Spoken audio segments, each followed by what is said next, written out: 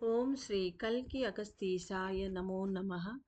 40वां दिन 108 दिवसीय आत्मगायत्री श्री चक्र साधना करने वाले प्रिय शिष्यों को श्री अर्धनारीश्वर का अनुग्रह भाषण। ओम श्री अर्धनारीश्वराय नमो नमः। आनंदमय जीवन के स्वरूप श्री अर्धनारीश्वर के आशीर्वाद सभी को प्राप्त हो। यह जानिए कि आदिशिव और आदिशक्ति के महान शक्तियों को समान रूप में धारण करने वाले ईश्वरांश है श्री अर्धनारीश्वर कण। कलयुग के सीमा पर निवास करने वाले मानव आत्माओं के लिए अर्धनारीश्वर तत्व का गहन अर्थ समझना अत्यंत कठिन कार्य है, क्योंकि आत्मा के गर्भ बीज कणों के तत्वों को ग्रहण करने की शक्तियां मनुष्यों में पर्दा डालकर छिपाई गई हैं। यदि उन्हें स्वयं ही पूर्ण रूप से जानना है तो प्राणों का संगनन होना होगा और आत्मा की गतिशीलता होना होगा। ये दोनों कार्य आवश्यक है। शिव और शक्ति दोनों की शक्तियों को समान रूप से धारण करने वाले युगल पारद कणों से बना एक ही अणु है श्री अर्धनारीश्वर। भौतिक रूप में ईश्वर अंश के रूप में प्रकट हुआ मैं अर्धनारीश्वर प्रत्येक मनुष्य में अर्धनारीश्वर आत्मगर्भस्थ बीज कण के रूप में विद्यमान हूँ। मेरे तत्व और मेरे गति के विषय में अच्छी तरह जान लीजिए। श्री चक्र ध्यान साधना करने वाले हे प्रिय मानवों, घटित हो रहे सभी विषय एक एक महान सत्य हैं। श्री अर्धनारीश्वर कण एक अभूतपूर्व अणु है। यह कण पारद, चांदी, स्वर्ण और ताम्र इत्यादि चारों खनिज शक्तियों को अपने अंदर समान रूप में यानी इक्वल रेशियो में धारण करी हुई है। कोई भी कार्य कोई भी कार्य हो, उसे दो पहलू होते हैं। एक है कार्य करना और दूसरा है उसके लिए जरूरी ईंधन शक्तियां होना। जब प्राण और आत्मा आपस में मिलकर एक हो जाते हैं, तब चारों खनिज शक्तियां समान अनुपात में एकत्रित हो जाती है। इसी के माध्यम से यह बताया जा रहा है कि प्रत्येक व्यक्ति को अपने प्राण को अपनी आत्मा में संघनन करना आवश्यक है, क्योंकि जब चारों प्रकार की खनिज शक्तियां समान अनुपात में मिलती हैं, तब सभी प्रकार के भौतिक और आंतरिक कार्य सहज रूप से पूर्ण हो जाएगा। इसके साथ ही आत्मशक्तियों के साथ कार्य करना भी संभव हो जाएगा। अर्धनारीश्वर तत्व चार प्रकार की खनिज शक्तियों को समान रूप में धारण किए होने के कारण उसके गुण और स्वभाव अत्यंत व्यापक रूप से विद्यमान है। प्रत्येक मानव आत्मा में अर्धनारीश्वर नामक एक आत्मकण मौजूद होता है। उसका स्वभाव प्रत्येक समय में भिन्न भिन्न रूप में परिवर्तित होता रहता है, क्योंकि जब तक मनुष्य मुक्त नहीं हो जाते तब तक अर्धनारीश्वर कण सक्रिय नहीं होता। ऐसा इसलिए है कि जब प्राण आत्मा में संघनन होता है, तभी अर्धनारीश्वर कण गति करना प्रारंभ कर सकता है।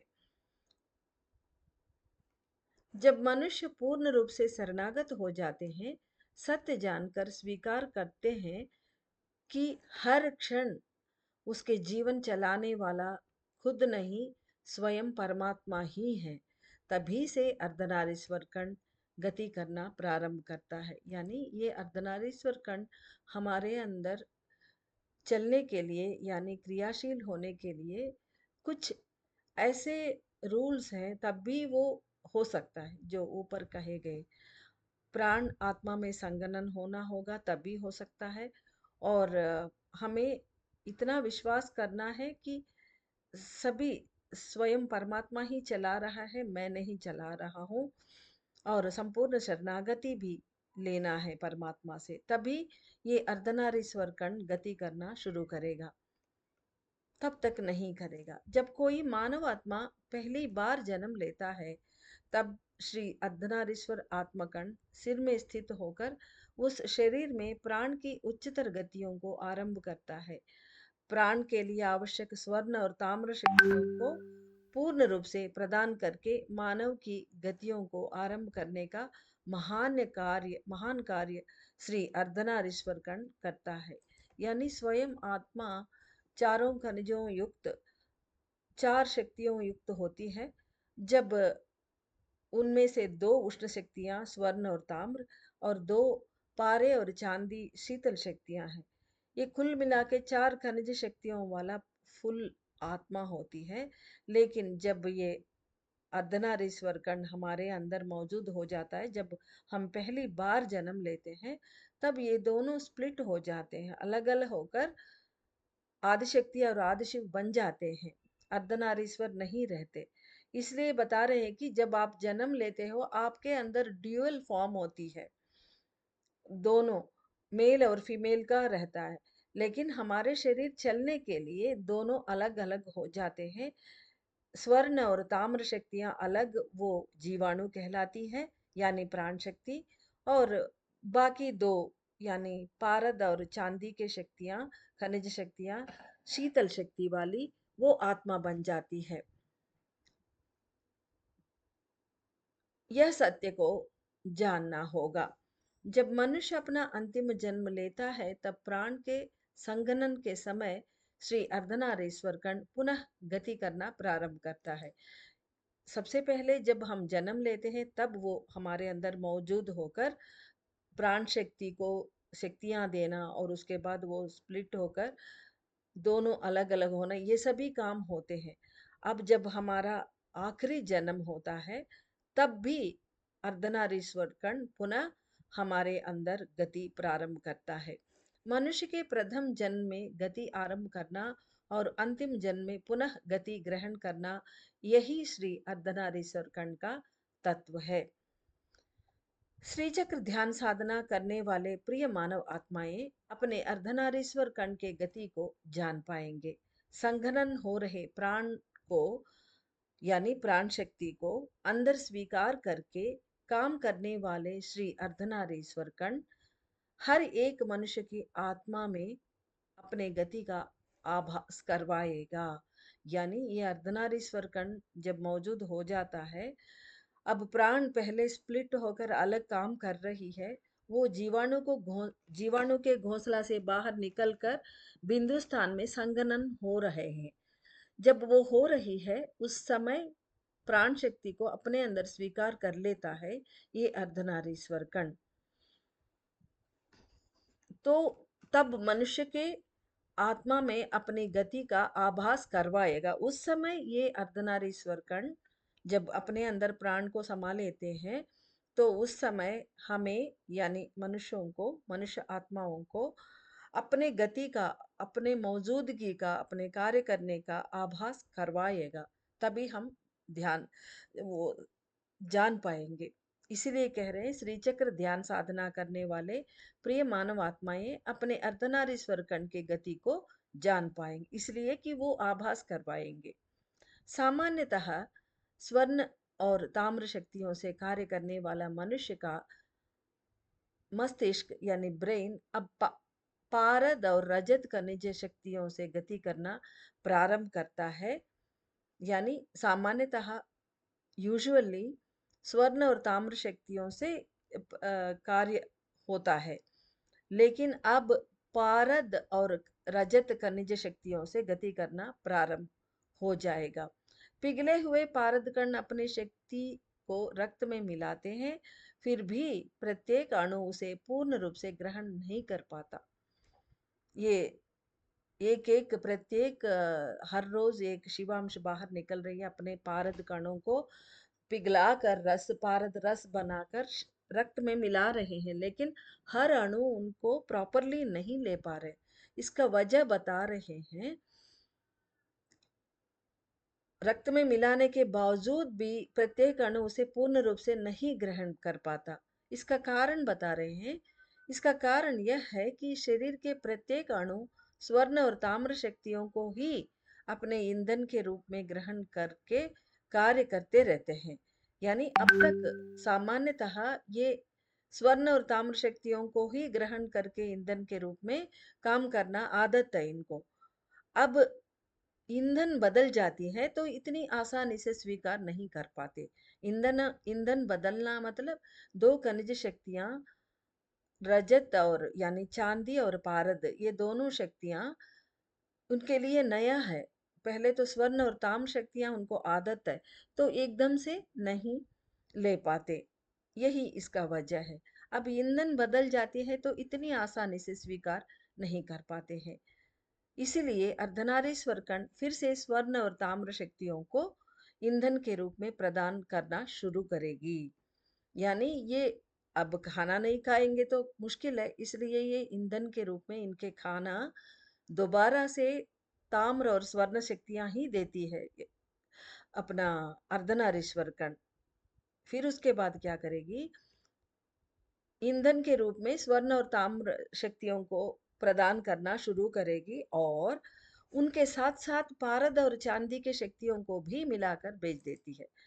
यानी एक माँ अपने बच्चों को कड़वा दवाई पिलानी है या कुछ अच्छे चीज खिलानी है तो उसके ऊपर कुछ मीठा रख कर, मीठा का वो लालच दिखाकर ये साथ साथ अंदर घुसा देती है माँ दवाई को। इसी तरह पारद और चांदी के शक्तियां जो आत्म शक्तियां हैं, वो उच्चतम शक्तियां हैं, तो वो हमारे अंदर प्रवेश करने से ये अणु तिरस्कार कर रहे हैं, सभी अणु ठीक से नहीं ले रहे, तो वो उनके जो आदत है ऊष्म ऊर्जा वाले स्वर्ण और ताम्र शक्तियों को प्रवेश करवाते हुए साथ साथ पारद और चांदी की शक्तियों को भी उनके अंदर मिलाकर भेज देती है। तो चारों शक्तियां उनके अंदर चले जाएंगी। स्वर्ण और ताम्र शक्तियों से कार्य करने वाले सिर और शरीर के सभी अणुओं को पुनर्व्यवस्थित करने जैसा उत्तम कार्य करना ही श्री अर्धनारीश्वर कण का स्वभाव होता है। आपके सिर में मैं मिलकर काम करता हूँ और हर एक अणु के अंदर जो ईंधन रखने वाली स्टोर हाउस है उसे बदल कर रखता हूँ। अब ये स्टोर हाउस क्या है ये बता रहे हैं, ये अर्धनारीश्वर कण बता रहे हैं कि स्वर्ण और ताम्र शक्तियों से कार्य करने वाले आपके सिर और शरीर के सभी अणुओं को मैं परिवर्तित करके पुनर्व्यवस्थित करता हूँ। उसके बाद ये उनका स्वभाव है, ऐसा वो बता रहे हैं। और उसके बाद बोल रहे हैं कि सिर में मिलकर मैं कार्य करता हूँ और हर एक प्रत्येक अणु के अंदर जो ईंधन रखने वाली स्टोर हाउस है यानी गोदाम है, उसको भी वो बदल देंगे। कैसा ये बता रहे हैं, प्रत्येक अणु अपने लिए उपयुक्त ईंधन को ग्रहण करने तथा शेष को संचित रखने के लिए अपने भीतर एक विशेष स्थान निर्मित करके रखता है। यानी हर एक अणु खाना खाती है, यानी उनका एक ईंधन मिलता है कांति के रूप में, शक्तियों के रूप में, वो लेती है। जब बचता है अपने लिए, वो अपना रखने के लिए एक अलमारा समझ लीजिए, एक स्टोर हाउस या गोदाम उसे समझ लीजिए, वो रखती है एक जगह अपने अंदर ही। तो वो शेष जो बचता है उसको वहां पर स्टोर करके सेव करके रख देती है। ऐसा एक उपयुक्त जगह है उसके अंदर। तो ऊपर पैराग्राफ में अर्धनारीश्वर ये बोल रहे हैं उसको मैं बदल दूंगा। सभी ईंधनों को भीतर प्रवेश करने का द्वार स्वर्ण और ताम्र शक्तियों से ही निर्मित होता है। ये है असली रहस्य। ये सभी ईंधनों को भीतर प्रवेश करवाते हैं ना, जब प्राण शक्ति उनको खाना खिलाते हैं अणुओं को ईंधन के रूप में, तो भीतर प्रवेश करने के लिए एक दरवाजा तो होती है अणुओं को, वो दरवाजा स्वर्ण और ताम्र शक्तियों से निर्मित है।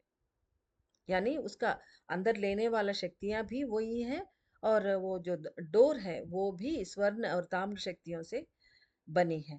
अतः उस द्वार क्षेत्र के तत्व को परिवर्तित करके पुनः संयोजित करना अर्धनारीश्वर कण का कार्य है। यही काम हमारा अर्धनारीश्वर जी करते हैं। यह जानो कि तुम्हारे ब्रेन और शरीर में विद्यमान सभी अणु पारद शक्तियों को ग्रहण करके प्रकाशमय बन जाते हैं और इसका मूल कारण स्वयं श्री अर्धनारीश्वर यानी मैं ही हूँ। जब मेरा गति आरंभ होगा तब शरीर और सिर के प्रत्येक अणु के मुख के प्रदेश या द्वार के पास मैं बैठता हूँ और उनका स्वभाव को बदल देता हूँ। यह सच को जानिए, यानी सच्चाई यही कि इनका अणुओं का एक द्वार है, मुंह है, यानी मौत है जो अणुओं के लिए। हर एक एटम को एक मौत है जो खाना खाती है वो, या फिर खाना उनको खिलाने के लिए बेच देते हैं, तो आती है वो उस द्वार से अंदर आती है। तो उस द्वार में ये बैठ जाता है अपना डेरा जमाकर, हमारा अर्धनारीश्वर कण वहां बैठकर उनका स्वभाव को बदल देते हैं। यानी वो डोर जो है स्वर्ण और ताम्र शक्तियों से बनी है, उसको बदल देंगे ताकि वो ये जो बेचते हैं पारद और चांदी के अच्छे शक्तियों को, वो तिरस्कार ना कर पाए। यह सच को जानिए। मनुष्य अपने शरीर के आवश्यक ईंधनों को आहार के रूप में अपने मुंह से ही ग्रहण करते हैं। यानी हम लोग मनुष्य अपने शरीर के आवश्यक ईंधनों को आहार के रूप में जो भी हम खाते हैं वो मुंह से ही खाते हैं। वो यूज और माउथ, सो ग्रहण करते हैं मुंह के पास। जैसे अणु में निर्माण होता है, हमारे शरीर के अंग प्रत्यंग में भी सेम निर्माण होता है। तो अब अणुओं के जैसे मुंह है, मौत है, उस दरवाजा है, वैसे हमारा खाना खाने की दरवाजा है हमारा मौत।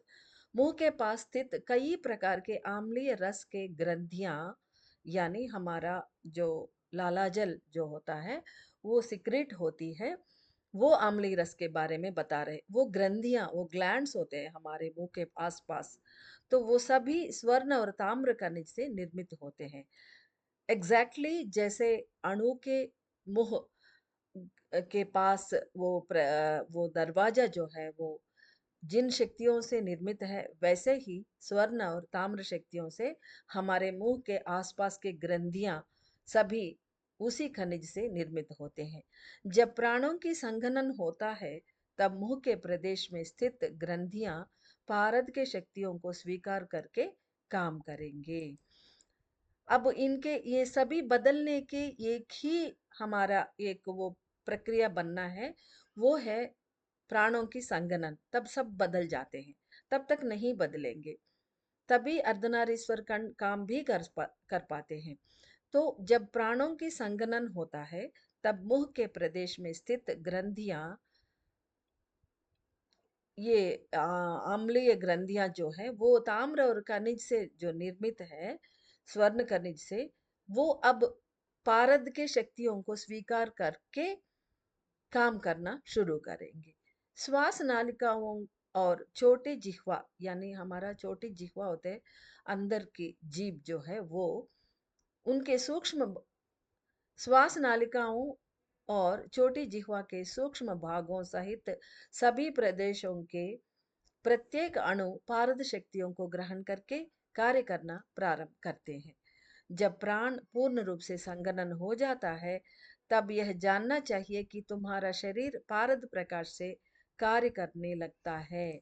यानी जब हमारे अंदर पारद शक्तियां प्रवाहित होंगे हर एक अणु में, तो हमारे शरीर और सिर के अंदर के मौजूद कण सभी पारद शक्तियों से काम करना शुरू करेंगे। इन समस्त मूल कार्यों को कराने वाला श्री अर्धनारीश्वर कण ही है। इसे समझकर स्वीकार करना आवश्यक है। श्री अर्धनारीश्वर का पूर्ण रूप से आशीर्वाद।